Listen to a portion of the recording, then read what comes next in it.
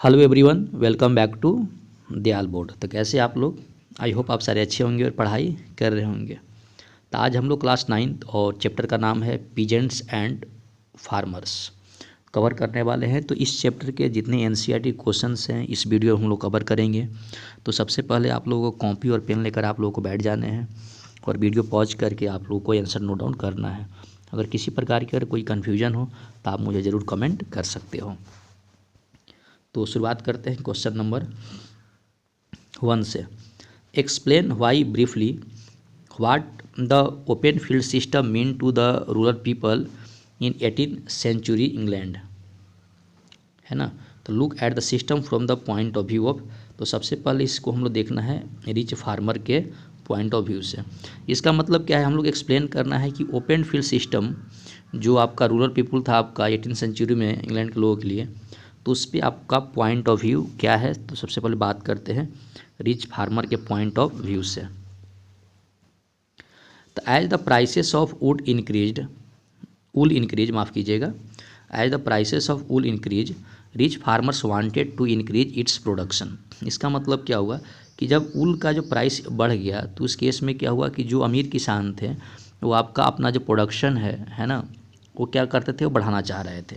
There four they began to privatize the best parts of the common land. तो इसलिए क्या कर दिए कि वो जो लैंड था उसको प्राइवेटेशन करना शुरू कर दिए। Open fields for themselves, this was done to ensure that their sheep would get a good fodder. समझे बात को। They also began to drive out poor farmers disallowing them to common land for the grazing. मतलब उसको है ना चरने वरने से, है ना, उस केस में शिप को क्या मना कर रहे थे। अगर बात करें इसको लेबर पॉइंट ऑफ व्यू से, तो फॉर द पुअर लेबर्स मतलब गरीब जो मजदूर वगैरह थे, the common lands were essential for survival. तो उस केस में क्या देगा, जो कॉमन लैंड थे वो आपका उनको ज़िंदगी जीने के लिए क्या था, वो काफ़ी ज़रूरी था। दे यूज टू लिव विथ आपका land owners doing a number of odd jobs. तो उस केस में क्या करे, तो वहाँ पे आपका लैंड ऑनर के साथ रह रहे थे, जो जिनके ज़मीन थे उनके मालिक साथ रह रहे थे और अपने है ना अलग अलग प्रकार के वो अपना काम कर रहे थे। In return for the board and lodging to a small pay, और उनको जॉब से क्या थी, आपका छोटे मोटे आपका तनख्वाह उन लोगों को मिल रहा था। However when the open field system began to disappear, labours were paid wages and employed only at the harvest time. तो उस केस में ओपन फील्ड सिस्टम में क्या हुआ कि ये जो जॉब जहाँ तहाँ जो कर रहे थे उनको क्या हुआ कि जब मतलब ज़रूरत था उन टाइम पे क्या हुआ, उन लोगों को आपका काम वहाँ पर मिलना शुरू हो गया। They left them at the mercy of rich land owners and the farmers. और वो जो जॉब थी है ना हार्वेस्ट टाइम पे, वो अपने जो लैंड ओनर थे, जो ज़मीन के मालिक थे और किसान थे, उनके ऊपर छोड़ दिया। अब इसको हम लोग देखते हैं आपका एट द पीजेंट्स वोमेन के नज़र से। For the peasant womens the open field system was good way of community living where everything was settled between the rich and the poor. जहाँ पर क्या हुआ, सब कुछ खत्म हुआ गरीब और अमीर के बीच में। They would use the common lands for grazing their cattle. तो कहता है कि वो अपने जानवरों के लिए चराने के लिए है ना कॉमन लैंड का यूज कर रहे थे, gathering fruits and collecting firewood. However, all these activities were negatively affected because of the disappearance of the open field. इसके बाद जो क्वेश्चन नंबर जो 2 है, जो काफ़ी इंपॉर्टेंट क्वेश्चन है। Explain briefly the factors which led the enclosures in England. The factors which led the enclosures in the England were, तो सबसे पहले क्या था, increasing population and due to the increasing demand of food grains and other things led to the enclosure in England.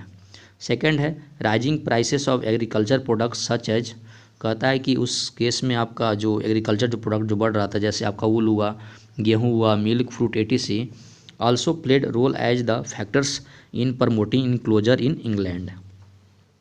Third है आपका industrialisation and war needs made good food grain prices. उस case में क्या हुआ कि जब वहाँ पर इंडस्ट्री बैठने लगा है ना, तो और उस समय आपका जो जंग वगैरह से, तो क्या हुआ कि खाने की जो सामान था उनका फूड का प्राइस क्या हो बढ़ गया, ठीक है, making it necessary to take steps to increase its production. तो उस केस में क्या हुआ, इसको है ना ज़रूरी स्टेप कदम लिए गए ताकि इनका जो प्रोडक्शन है वो बढ़ाया जाए। नेक्स्ट आपका जो क्वेश्चन है, in 9th century enclosure were seen necessary to make आपका long term investment on land. उस केस में जो 9th सेंचुरी में क्या देखा गया है कि जो लैंड थे उन पे एक लंबा इन्वेस्टमेंट किया गया and plan crop rotation to improve their soils. Next है, enclosures also allowed to richer land owners to expand the land under their control and produce for the market. उसके बाद अब नेक्स्ट क्वेश्चन नंबर जो third है, why were the threshing machines opposed by the poor in England. तो कहता है कि जो गरीब मजदूर थे वो थ्रेसिंग मशीन को अपोज क्यों कर रहे थे। तो इसका जो करेक्ट जो आंसर होगा, threshing machines were opposed by the poors in England because they thought these machines would deprive workman in their livelihood. तो देखो वहाँ के जो गरीब मजदूर वगैरह थे इंग्लैंड के, तो थ्रेसिंग मशीन का इसलिए विरोध कर रहे थे कि उस मशीन के आने से इनकी जो रोजी रोटी थी वो ख़त्म हो सकती थी। They believe that with the help of machine richer farmers and big landlords would encourage enclosure movement. समझे बात को। तो उस केस में क्या हुआ कि उस मशीन से केवल आपका ज़मीन के जो मालिक थे, जो अमीर लोग थे, उन्हीं को फ़ायदा होने वाला है। The common would be distributed among rich farmers and poor farmers. समझे बात को। Labours peasants women would have to struggle for their jobs और दे वुड बी आपका जॉबलेस। तो वो लोग ये सोच रहे थे कि थ्रेशिंग मशीन आने से जो गरीब लोग हैं वो आपका जॉबलेस हो जाएंगे, मतलब उनके पास कोई नौकरी नहीं रहेगी। जितनी भी काम वगैरह है जो गरीब लोग कर रहे हैं तो उस टाइम पे वो क्या है, मशीन सारा काम करना शुरू कर देगा और वो क्या हो जाएंगे आपका फिर नौकरी के लिए संघर्ष करते हुए नज़र आएंगे, जिनसे क्या होगा उनका जो लाइवली है, जो जॉब रिलेटेड इशू है वो आपका वो हमेशा के लिए बना रहेगा। नेक्स्ट क्वेश्चन है, who was the Captain Swing. तो बोल रहा है कैप्टन स्विंग कौन था, what did the same symbolize और प्रजेंट है।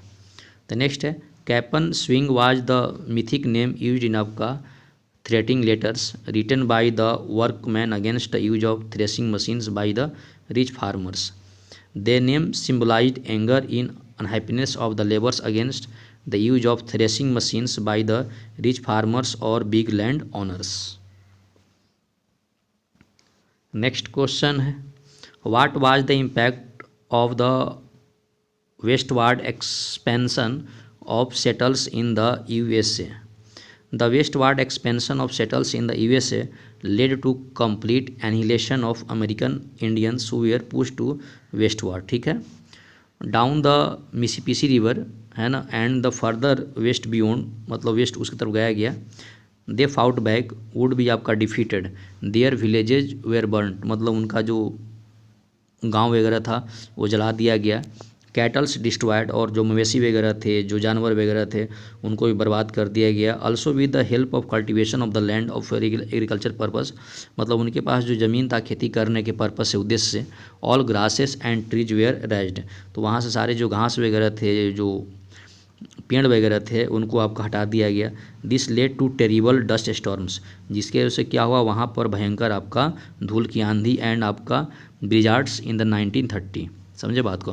कॉजिंग आपका मच डेथ एंड डिस्ट्रक्शन, तो उस केस में क्या हुआ वहाँ पर आपका मृत्यु और बहुत सारा क्या हुआ विनाशकारी आपदा आना शुरू हो गया था। नेक्स्ट क्वेश्चन है, what were the advantage and disadvantage of the use of mechanical harvesting machine in the USA. तो बोल रहा है कि यूएसए का जो मैकेनिकल हार्वेस्टिंग मशीन था उसके क्या क्या लाभ और क्या क्या हानियाँ थी। The advantage of the USA mechanical harvesting machines in the USA were, first क्या है, the price of heat was high and demand limiteds. उस केस में क्या था कि गेहूं के जो कीमत थे वो काफ़ी ज़्यादा थे और डिमांड क्या थी, अनगिनत थी। These new machines allowed farmers to quickly clear tracts, break up the soils, remove the grasses and prepare the ground for cultivation. तो उस केस में क्या हुआ वो आपका है ना ग्रास को हटाएँ और है ना खेती के लिए आपका ग्राउंड को तैयारी करना शुरू कर दिए। The work could be done with the help of shorter time period. तो उस केस में काम क्या हुआ आपका, बहुत ही कम समय में आपका शुरू हुआ with the lesser number of labours. उस केस में क्या हुआ कि काम आपका जल्दी भी शुरू हो गया और कम लोगों के साथ, मतलब कम मजदूर के साथ, मतलब ज़्यादा उस काम को करने के लिए ज़्यादा मजदूर की ज़रूरत नहीं थी। विथ पावर ड्रेवन आपका मशीनरी, मतलब जो हेवी मशीन जो लगी हुई थी। 4 men कुड प्लाउ, है ना, उस केस में क्या हुआ 4 लोग आपका खेत को प्लाउ कर सकते थे। सीड हार्वेस्ट आपका 2,000 टू द आपका 4,000 acres of the wheat in the season. इसका मतलब क्या, 4 लोग मिलकर ही आपका 2,000 से लेकर 4,000 एकड़ तक, है ना, गेहूं की खेती कर सकते थे। अगर इसकी बात करें आपका डिसएडवांटेज का, है ना, गरीब किसान पे क्या असर पड़ा उस मशीन का। They were thrown out of their jobs and try to lost their means to the livelihood. तो उस केस में क्या हुआ कि वो लोग आपका नौकरी से क्या कर दिए, वो भी सी बात है, जॉबलेस हो गए। मशीन आने से क्या हुआ, जो गरीब जो मजदूर थे वो क्या जॉबलेस हो गए। Many of them bought this machine too but it adversely affect them as the machines were expensive. तो कहता है कि बहुत लोग मशीन को लेके आए, लेकिन इसका एक बुरा इफेक्ट ये पड़ा कि जो मशीन था काफ़ी क्या था, कीमती था। Demand across its limit where the enough and surplus grain in the market. Thus, farmers needed to pay back the loan and had taken from the banks to buy the machine and the farmers had no money. इसके बाद जो next question है, what lessons can we draw from the conservation of the countryside in the USA from the breakfast of the dust bowl?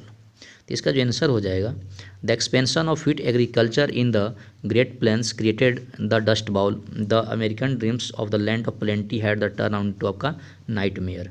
We need to learn a lesson from this.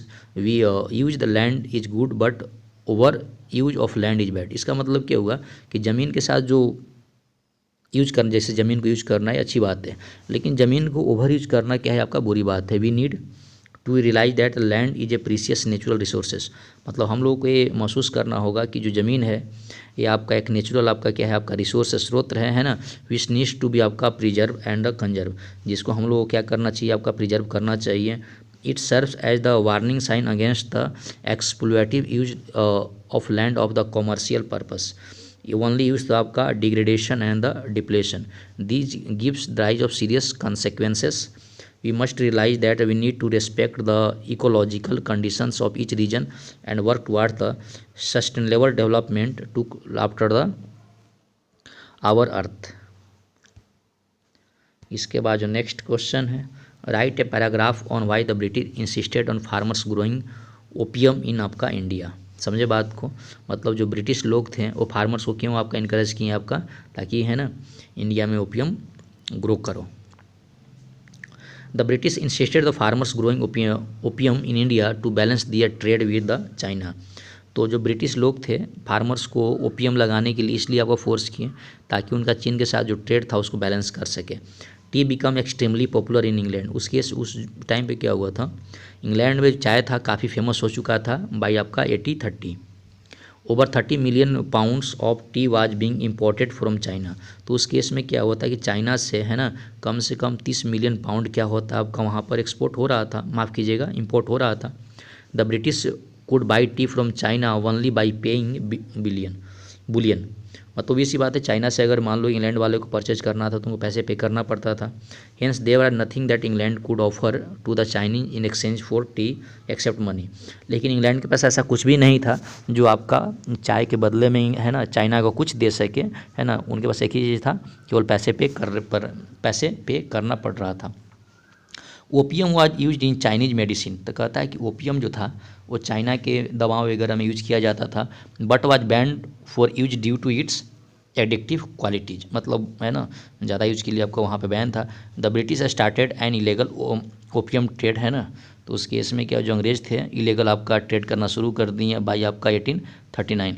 There were an आपका estimated आपका 12 million opium smokers in China. समझे बात को, इतना आपका वहाँ opium smokers था। All the supplied opium came from India and form an easy cheap way to pay for the tea important from China. इसके बाद जो नेक्स्ट क्वेश्चन है, why were Indian farmers reluctant to grow opium. समझे बात को, तो Indian farmers were reluctant to grow opium due to. तो first क्या है, है ना। Crop had to be grown on the best land on the fields they, है ना, near the villages and the where of कवेल manure. This land was usually used for growing pulses. If opium was grown on fertile and well manured land, then pulses would have been grown on the less fertile land. Yield would grow not in quality as well as quantity. The cultivation of opium was difficult, समझे बात को, time consuming as the plants required look after as a consequences the cultivators would not have been a good look after their produce. Next इसका है the farmers had to pay the rent on their land to the landlords, मतलब वहाँ के जो किसान वगैरह थे उनको आपका वहाँ पर रेंट देना पड़ता था। The rent was very high, है ना, and the cultivators on no land. Finally the price of the government paid for the opium produce was very low and would provide the farmers with no benefit. तो बच्चों इस video में हम लोगों ने cover किए पीजेंट्स एंड फार्मर्स के सारे एनसीईआरटी इंपॉर्टेंट क्वेश्चंस। तो आप लोग क्या करना है, 1 बाय 1 क्वेश्चंस आप लोगों को देखने हैं, वीडियो पॉज करना है और आपको शॉर्ट नोट्स तैयार करनी है ताकि आप लोग का एक प्रॉपर आपका एक कंसेप्ट बिल्डअप हो सके इस चैप्टर से रिलेटेड। तो इसकी आपका क्लास 9th का जो एसएसटी का जो सीरीज़ है ये कंटिन्यूस आप लोग को चल रहा है, तो आप लोग किसी टॉपिक से जाकर आप वहाँ से अपना नोट्स कंप्लीट कर सकते हैं। तो इस वीडियो में इतना ही, मिलते हैं आपका नेक्स्ट वीडियो में। अगर आप चैनल पर नए हो तो ज़रूर उसको सब्सक्राइब कर दो ताकि हम नेक्स्ट वीडियो आप लोगों को दे सकें। तो पढ़ाई करते रहें, all the very best, thank you.